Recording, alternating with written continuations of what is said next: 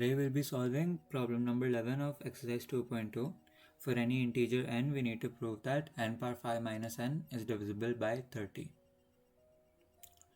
Now n power 5 minus n is a bit complicated, so we simplify it by factorizing it.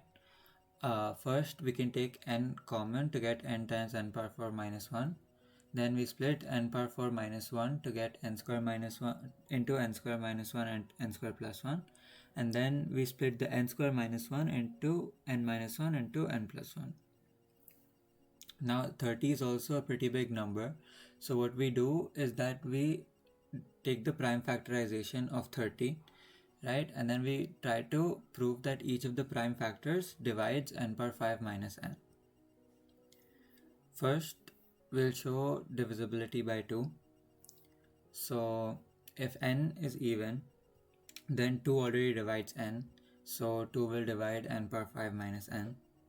If n is odd, then n minus 1 and n plus 1 are both even, so the entire n power 5 minus n must also be divisible by 2, so 2 divides n power 5 minus n.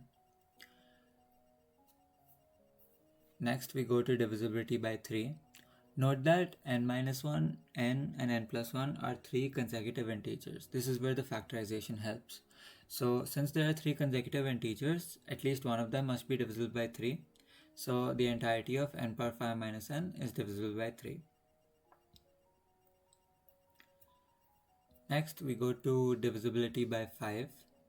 Now in divisibility by 5, we group all the numbers on the basis of their remainders when you divide them by 5. This is called the residue class of n mod 5. So if n is 0 mod 5, then 5 divides n, as it leaves remainder 0 when divided by n. If n is 1 mod 5, then 5 divides n minus 1. If n is 2 mod 5, then n square plus 1 will be 2 square plus 1, which is 5, which is essentially 0 mod 5, as remainder 5 is the same as remainder 0. Similarly, and if n is 3 mod 5, then n square plus 1 will be 10 mod 5, which is 0 mod 5. And if n is 4 mod 5, then 5 divides n plus 1. So 5 divides n power 5 minus n. Now we know that all 3 of the numbers divide n power 5 minus n, and we also know that since they are prime, their GCD is 1. So their multiplication must also divide n power 5 minus n. Hence 30 divides n power 5 minus n.